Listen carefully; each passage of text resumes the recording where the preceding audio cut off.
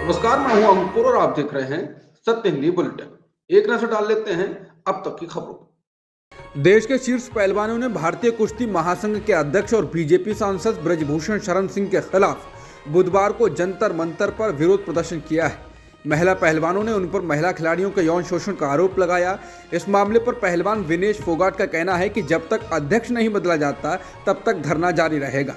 इससे पहले कुश्ती खिलाड़ी विनेश फोगाट ने कहा कि कोच महिलाओं को परेशान कर रहे हैं और फेडरेशन के चहेते कुछ कोच तो महिला कोचों के साथ भी अभद्रता कर रहे हैं। वो लड़कियों को परेशान करते हैं। भारतीय कुश्ती महासंघ के अध्यक्ष ने कई लड़कियों का यौन उत्पीड़न किया है। लखनऊ में कैंप लगाया जाता है ताकि अपने घर में शोषण कर सकें। फोगाट ने कहा कि वो हमारी निजी जिंदगी में दखल देते हैं और परेशान करते हैं। वो हमारा शोषण कर रहे हैं। जब हम ओलंपिक खेलने जाते हैं तो ना तो हमारे पास फिजियो होता है, ना ही कोई कोच। जब हमने अपनी आवाज़ उठाई तो उन्होंने हमें धमकाना शुरू कर दिया। फोगाट ने कहा कि एक दौर ऐसा भी आया कि इतना मेंटल टॉर्चर हुआ कि मैं खुदकुशी करने की सोचने लगी थी। मैं हर दिन खुदकुशी करने की सोचने लगी। हर एथलीट को पता है कि हमारे साथ क्या गुजर रहा है। ओलंपियन पहलवान बजरंग पूनिया ने कहा कि कुश्ती को दलदल से बचाना चाहते हैं, खिलाड़ियों को प्रताड़ित किया जा रहा है। पहलवानों ने कहा, हम आज यहाँ सारे पहलवान आए हैं, जो हम लोगों के साथ किया जा रहा है वो आगे नहीं होने देंगे।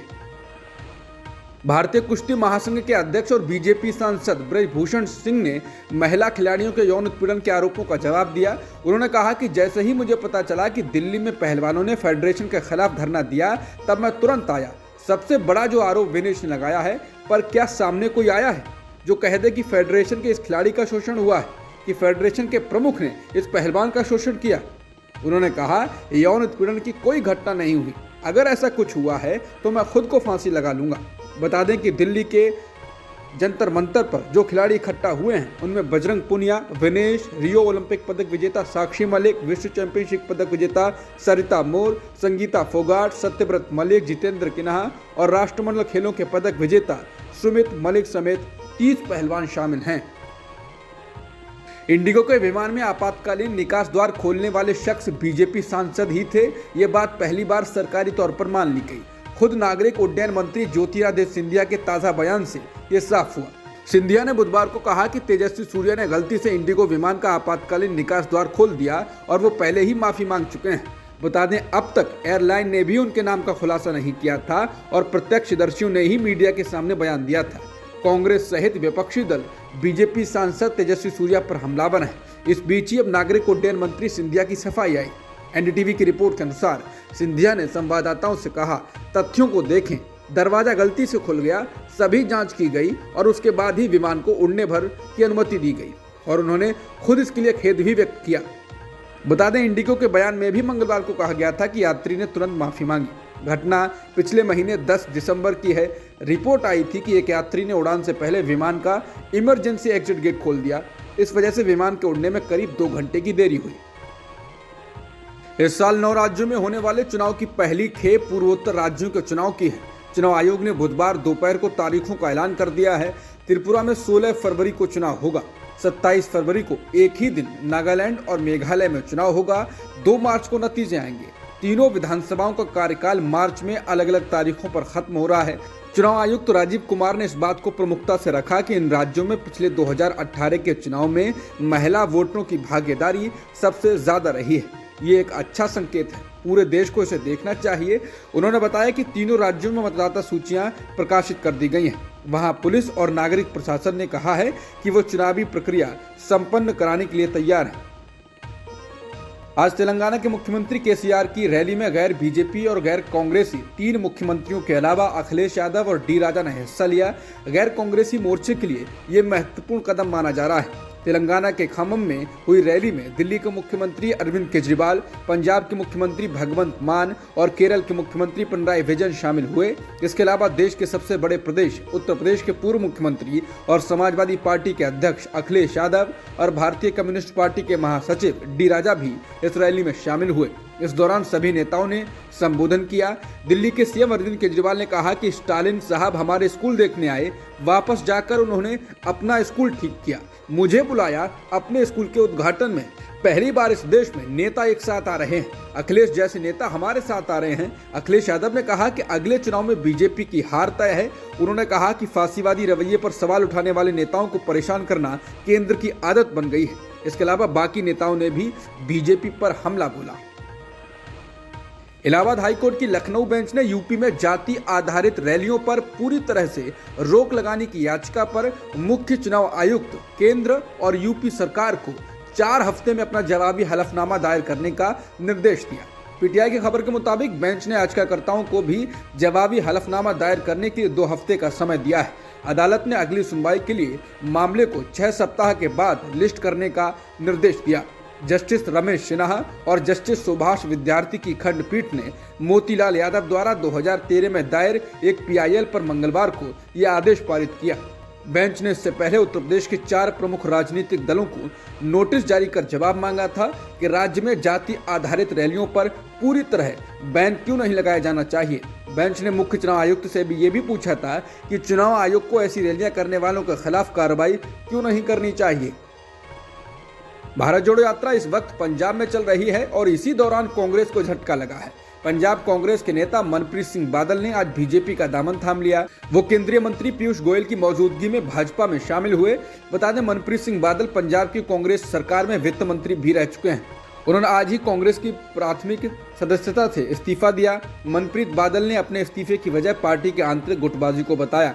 मनप्रीत सिंह बादल पंजाब के 5 बार के मुख्यमंत्री और अकाली दल के संरक्षक प्रकाश सिंह बादल के भतीजे हैं। उन्होंने प्रकाश सिंह बादल की सरकार में वित्त मंत्री के रूप में भी काम किया है। कठुआ गैंगरेप केस जम्मू कश्मीर में भारत जोड़ो यात्रा पर भारी पड़ रहा है। इस बहुचर्चित गैंगरेप केस के आरोपियों का समर्थन करने वाले लोगों को कांग्रेस में शामिल किए जाने के मुद्दे पर मतभेद पैदा हो गए हैं। भारत जोड़ो यात्रा जबकि जम्मू कश्मीर पहुंचने वाली है, उससे पहले कांग्रेस प्रवक्ता दीपिका पुष्कर नाथ ने पार्टी से इस्तीफा दे दिया है। कांग्रेस के लिए बड़ा झटका है क्योंकि दीपिका तमाम मंचों पर भारत जोड़ो यात्रा का प्रचार प्रसार करने में जुटी हुई थी। पूर्व मंत्री लाल सिंह को राहुल गांधी के नेतृत्व वाली भारत जोड़ो यात्रा में शामिल होने की अनुमति देने को उन्होंने अपने इस्तीफे की वजह बताया।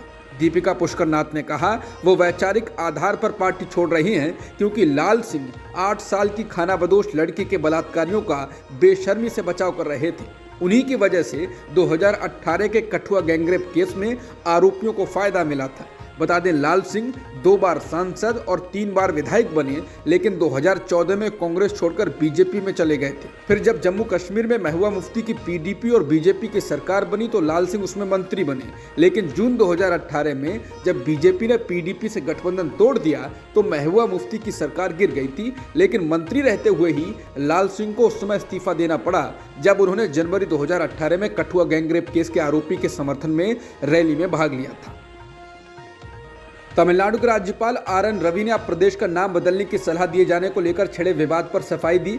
उन्होंने कहा कि उन्हें तमिलनाडु का नाम बदलने का सुझाव कभी दिया ही नहीं और सिर्फ ऐतिहासिक परिप्रेक्ष्य में तमिजिगम शब्द का इस्तेमाल किया था। गौरतलब है कि राज्यपाल के बयान का कड़ा विरोध करते हुए सत्तारूढ़ द्रविड़ मुनेत्र कड़गम यानी डीएमके ने उनके इस्तीफे की मांग की थी। यही नहीं, बाद में प्रदेश बीजेपी अध्यक्ष ने भी राज्यपाल के बयान को अनावश्यक बताया था। इसके बाद राज्यपाल ने तमिलनाडु राजभवन द्वारा जारी किए गए प्रेस नोट में कहा, राजभवन में 4 जनवरी को काशी तमिल संगम के स्वयं सेवकों को सम्मानित करने के लिए आयोजित एक कार्यक्रम में तमिल लोगों के काशी के साथ ऐतिहासिक सांस्कृतिक जुड़ाव पर विचार करते हुए मैंने तमिजिगम का उल्लेख किया था। उन दिनों तमिलनाडु नहीं था, इसलिए ऐतिहासिक सांस्कृतिक संदर्भ में मैंने तमिजिगम शब्द का उपयोग किया था, नाम बदलने का सुझाव नहीं दिया। बता दें, राज्यपाल ने एक कार्यक्रम में कहा, इतने सारे शोध लिखे गए हैं, सभी झूठे और घटिया कल्पना पर आधारित है। इसे तोड़ा जाना चाहिए और सत्य की जीत होनी चाहिए। तमिलनाडु के लिए तमिजिगम अधिक उपयुक्त शब्द है।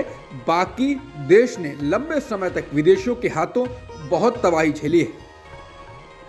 जम्मू कश्मीर के पूर्व मुख्यमंत्री और नेशनल कॉन्फ्रेंस के अध्यक्ष फारूक अब्दुल्ला ने मंगलवार को कहा कि कश्मीर समस्या और आतंकवाद तब तक खत्म नहीं होगा जब तक हम अपने पड़ोसी से बात नहीं करते और दशकों से चली आ रही समस्या का वास्तविक समाधान नहीं ढूंढते। उन्होंने ये भी कहा कि जब तक हम एकजुट नहीं होंगे तब तक भारत तरक्की नहीं कर पाएगा और मजबूत नहीं बन पाएगा। रॉ के पूर्व प्रमुख एएस दुलत की किताब के दिल्ली में हुए विमोचन कार्यक्रम के दौरान नेशनल कॉन्फ्रेंस प्रमुख ने कहा, भारत एक अनोखा देश है और ये इसलिए है क्योंकि यहाँ हम सब मिलकर सोचते हैं। उन्होंने कहा, हमें फिर से महात्मा गांधी के सपनों के भारत में लौटना होगा। अगर देश को प्रगति करनी है तो छोटे छोटे विभाजन को समाप्त करना होगा।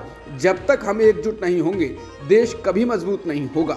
बता दें, अभी कुछ दिन पहले ही पाकिस्तान के प्रधानमंत्री शहबाज शरीफ ने भी भारत से संबंधों को सुधारने को लेकर बयान दिया। उन्होंने तो यहाँ तक कह दिया कि भारत के साथ 3 युद्धों से उन्होंने सबक सीख लिया है। पंजाब में चीन में बने हथियार पाए गए। बीएसएफ ने आज बुधवार को ये जानकारी दी। ये हथियार पंजाब के गुरदासपुर जिले में ड्रोन के जरिए गिराए गए हैं। ड्रोन से हथियार पहुंचाने की अपनी तरह की पहली घटना पंजाब में हुई। बीएसएफ ने इस मामले को गंभीरता से लिया। बीएसएफ ने बताया कि पाकिस्तानी ड्रोन द्वारा गिराए गए हथियारों की खेप में चीन निर्मित 4 पिस्तौल जब्त की गई हैं। बीएसएफ के मुताबिक मंगलवार और बुधवार की दरमियानी रात को गुरदासपुर के ऊंचा टकला गांव से 4 चीनी निर्मित पिस्तौल, 8 मैगजीन और 47 जिंदा राउंड की खेप बरामद की गई। दिल्ली सरकार बनाम एलजी मामले में अफसरों के ट्रांसफर पोस्टिंग पर अधिकार को लेकर सुप्रीम कोर्ट ने फैसला सुरक्षित रख लिया। दोनों पक्षों की दलील सुनने के बाद 5 जजों की संविधान पीठ ने 5वें दिन सुनवाई के बाद फैसला सुरक्षित रखा। बता दें, कोर्ट को यह तय करना है कि दिल्ली में नौकरशाहों की ट्रांसफर पोस्टिंग का अधिकार किसके पास है, दिल्ली सरकार के पास है या उपराज्यपाल के पास। इसको लेकर लंबे समय से दिल्ली की आम आदमी पार्टी सरकार और केंद्र के बीच रस्साकसी चल रही है। वहीं दिल्ली सरकार बनाम एलजी मामले में संविधान पीठ में सुनवाई खत्म होने के मुहाने पर केंद्र सरकार ने बड़ी मांग की। केंद्र ने इसे 5 जजों की पीठ से मामले को 7 जजों की बड़ी बेंच में भेजने की गुहार लगाई। केंद्र का कहना है ये मामला देश की राजधानी का है, ऐसे में इसके महत्व को देखते हुए मामले को बड़ी बेंच में भेजा जाए और दिल्ली को अराजकता के हवाले न किया जाए। पाकिस्तान के पंजाब के बाद अब खैबर पख्तूनख्वा प्रांत की विधानसभा को भी भंग कर दिया गया है। पूर्व प्रधानमंत्री इमरान खान की पार्टी के नेतृत्व वाली ये दूसरी राज्य सरकार थी जिसने सत्ता छोड़कर चुनाव का रास्ता चुना है। राज्यपाल हाजी गुलाम अली ने विधानसभा भंग करने के आदेश पर दस्तखत किए। राज्यपाल के आदेश में कहा गया है कि मुख्यमंत्री की सलाह पर प्रांतीय विधानसभा को भंग किया जा रहा है। कार्यवाहक मुख्यमंत्री की नियुक्ति होने तक महमूद खान मुख्यमंत्री पद पर बने रहेंगे। बता दें, इमरान खान लंबे समय से चुनाव कराने के लिए सरकार पर दबाव डाल रहे हैं। इस बीच इमरान खान का ये दांव सरकार पर दबाव डालने की कड़ी में नया और बड़ा पैंतरा है। न्यूजीलैंड के खिलाफ खेले जा रहे सीरीज के पहले एक दिवसीय मैच में भारतीय बल्लेबाज शुभमन गिल ने दोहरा शतक जड़ दिया है। सलामी बल्लेबाज गिल ने 147 गेंदों में 202 रनों की पारी खेलकर मैच का रोमांच बढ़ाया। बता दें, हाल ही में भारत के लिए एक और युवा बल्लेबाज ईशान किशन ने भी दोहरा शतक जड़ा था। वहीं आज मैच में टॉस जीतकर पहले बल्लेबाजी करने उतरी भारतीय टीम ने शानदार बल्लेबाजी करते हुए 345 रनों का विशाल स्कोर बनाया है। अब न्यूजीलैंड को जीत के लिए 346 रनों का लक्ष्य मिला है। ऑस्ट्रेलियन ओपन में राफेल नडाल उलटफेर का शिकार हो गए। उनको बुधवार को अमेरिका के मैकेंजी मैकडोनल्ड ने 3 सेटों में हरा दिया, जिसके बाद नडाल ऑस्ट्रेलियन ओपन 2023 से बाहर हो गए हैं। नडाल अपने 23वें ग्रैंड स्लैम सिंगल टाइटल जीतने की रेस में थे। बता दें, नडाल चोट के कारण परेशान थे और इस कारण उनको मैदान के बाहर भी जाना पड़ा था। अब तक की खबरों में इतना ही। बाकी खबरों के लिए बने रह सकते हैं आप सत्य हिंदी के साथ। नमस्कार।